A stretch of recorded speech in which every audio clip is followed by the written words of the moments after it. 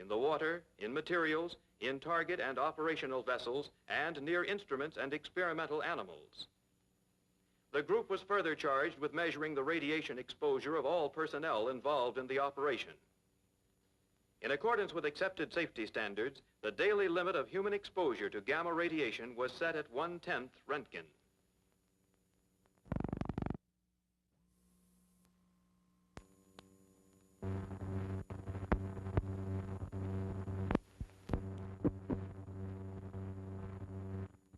Under Captain R.H. Draeger, the Naval Medical Research Section, which embraced a further complement of Army personnel and civilians, was responsible for exposing experimental animals, determining the kind and the extent of injuries, and investigating methods of diagnosis and treatment, principally of radiation illness. Hazards other than radioactivity, which damage control teams and other boarding personnel might encounter, were evaluated by the Damage Control Section. Such hazards included oil-covered decks, falling objects, distorted ladders, weakened tanks, noxious gases, flooded compartments, fires, escaping steam, electrical shocks, corrosive acids, contaminated drinking water, and secondary explosions. Not all information of benefit could be derived from instruments alone. Physiological, hematological, and pathological information was to be obtained for the study of the radiation illness, the major hazard of atomic warfare. To obtain this information at Bikini, many persons volunteered to expose themselves at vantage points of great jeopardy. Naturally, their offers were rejected. Injuries incurred by animals would provide abundant clues to effects upon men exposed to atomic explosion. Important, therefore, was the choice of animals for the experiments. Goats, pigs, and rats were selected. These species provided a range of sensitivity to ionizing radiations, and all were hardy enough to withstand tropical conditions. For specialized studies, a few mice and guinea pigs were added. Goats were chosen because their relative radiosensitivity is roughly comparable to man's. Included were 4 goats having previously established conditioned reflexes. Rats were chosen because they are less radiosensitive than man. A few guinea pigs were included for comparative purposes, since guinea pigs are more radiosensitive than man. The mice selected came from special strains, some with high predilection and some with low predilection to cancer. Seeds and grain insects were used to study the genetic effects of radiation upon plant and insect life.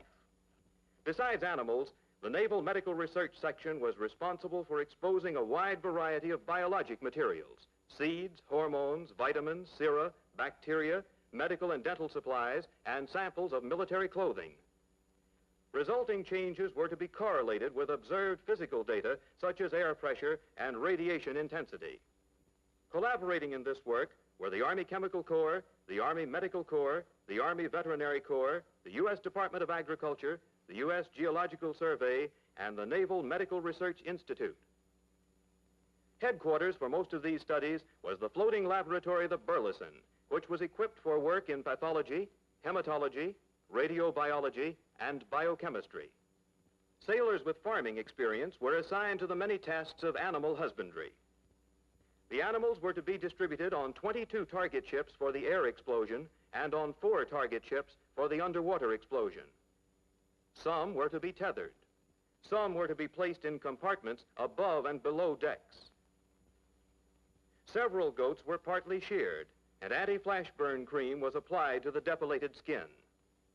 Changes in the blood count are the most sensitive index to irradiation effects. Blood counts were made in the hematology laboratory of the Burleson on all animals before exposure to radiation and afterwards at frequent intervals. Some animals were to be supplied with filtered air to reduce their exposure to fission products. Instruments were placed close by the animals to record physical data for correlation with the injuries received. In this way, interpretation of the factors producing injury could be rendered. These data included intensity and duration of thermal radiation, air pressure, wind velocity, deck and bulkhead accelerations, and gamma ray and neutron intensities.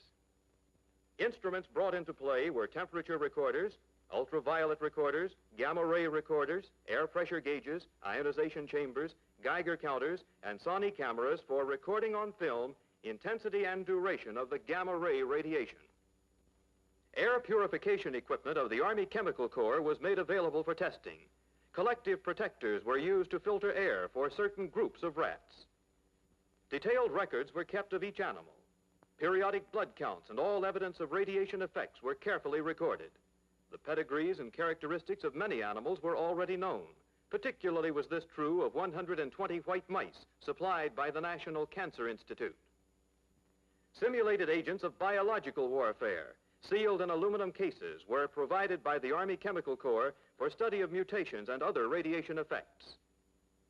Effects of the bombs on soil fertility was another topic of interest, particularly to the Department of Agriculture. Caribou loam from Maine, Decatur clay loam from Georgia, and Houston black clay from Texas were exposed. Despite the excellent record in radiological safety, there were deaths from other reasons. One man was drowned. 2 deaths resulted from aircraft accidents. 1 man was accidentally electrocuted, and 1 man died of methyl alcohol poisoning. Security control throughout the operation was painstaking. Top secret details of the bomb had to be closely guarded, and extraordinary precautions were necessary because of the presence of so many observers. One of the primary security tasks involved screening of hundreds of scientists, technicians, and specialists. Detailed investigations were made of persons who would have access to highly classified equipment, laboratories, or reports. Photo review panels were set up for the release to news agencies of still and motion pictures. Photographs made in the forward areas were developed in controlled laboratories. Each photograph was subject to classification. Credentials were examined to admit authorized persons only to restricted areas. Marine guards were assigned to sentries at the bomb assembly areas at Kwajalein, and Marines also guarded vital instrumentation areas at Bikini, Amen, and NU. The Joint Chiefs of Staff, after consulting the State Department, had determined that foreign observers would be invited to witness the tests, even though the operation was secret. The positions of these observers and their access to information were controlled. Each nation, with membership in the United Nations Atomic Energy Commission, was permitted to send 2 official observers and 1 newspaperman. In all, 34 official foreign observers witnessed both tests, plus 10 representatives of the foreign press. Many of the foreign observers were outstanding scientists. Others were ordnance or technical military experts. The observers were based aboard the Blue Ridge and the Panamint.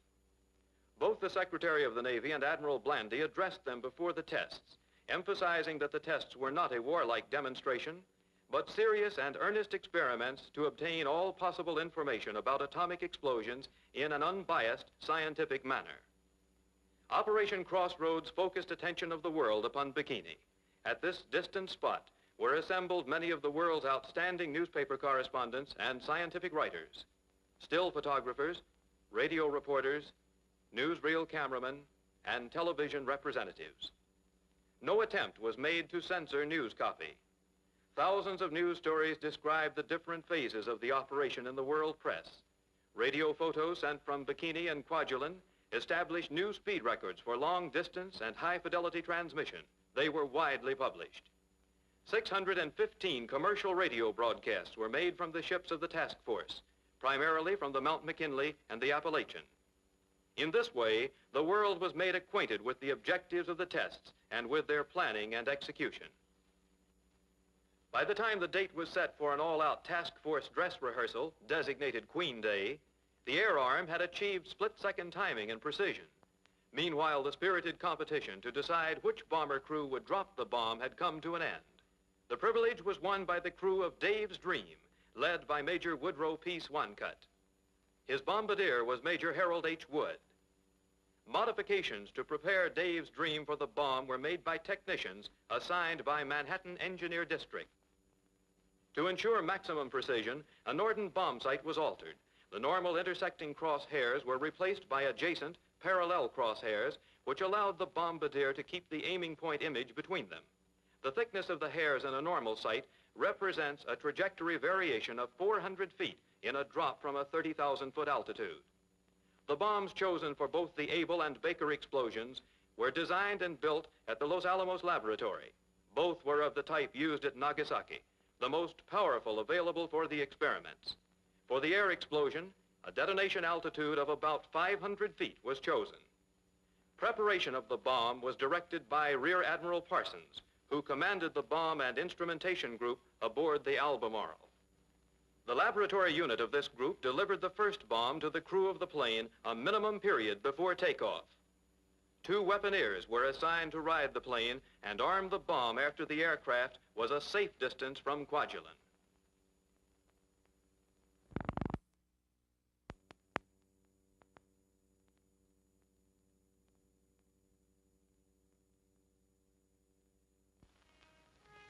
The Queen Day dress rehearsal was an operational success. At last, all was ready for Able Day, tentatively set by Admiral Blandy as July 1st, 1946. Throughout months of tedious preparation and preliminary tests and public discussion, tension had increased. As Able Day drew near, the eyes of the world swung toward the atoll in the Marshall Islands. The atomic bomb was topic of the day. It was on the lips of housewives, school children, and the man on the street. The cue which would set the great test organization in motion now must come from the weatherman. Aerologists watched a high-pressure area north of Midway Island, a low-pressure area in the Philippines, and a wedge of high pressure above Bikini. It was check and double check, judgment weighed against judgment, probability balanced against possibility. On June 30, the forecast came. Good bombing weather. The mission was definitely underway. According to plan, signal flags were hoisted. Promptly, evacuation of the target vessels began. Shipboard rituals of orderly departure took on new meaning. After a round of salutes to captain and quarterdeck, the colors of each ship were struck. 90 support ships must move out of the lagoon in the allotted time. Slow-moving craft were the first to leave. Larger ships lumbered after them. Before dawn on Kwajalein, the command aircraft thundered down the runway, her engines shattering the tense silence of what had seemed an endless night. As watches told 0423, it was airborne. Aboard was Brigadier General T.S. Power, the air commander who would direct the air operation from his post aloft. Fast evacuation craft dashed through the target array, embarking the last-minute sentinels. Some of these men had made final adjustments on recording instruments. Others had battened down hatches and sealed the ships. When all details were completed, yoke flags were hoisted on the halyards.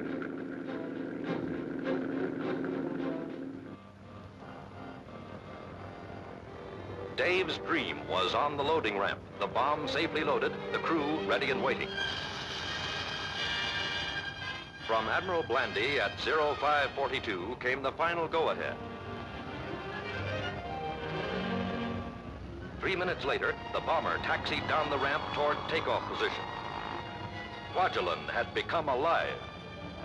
The roar of many engines contributed to the clamor. It was as if the envelope of night had given way to an envelope of sound, darkness giving way to din. Dave's dream is roaring down the runway, engines singing.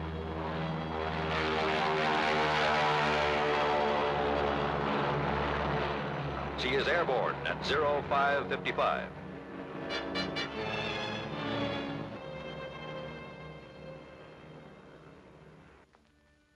Now, each minute counts.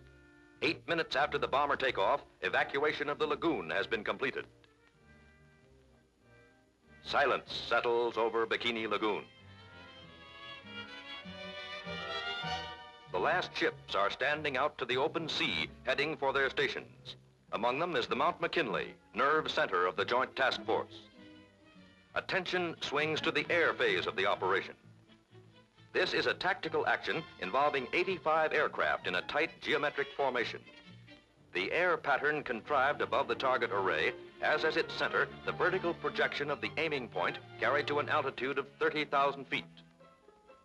Around this presumed perpendicular, at given slant ranges and altitudes, and in fixed orbits, circle drones and drone control planes, photographic aircraft, radiological reconnaissance aircraft, pressure gauge dropping planes, radiometry, precipitron sampling, and oceanography aircraft, air-sea rescue units, and orientation and command aircraft. Positions in the complicated flight pattern must be accurately controlled.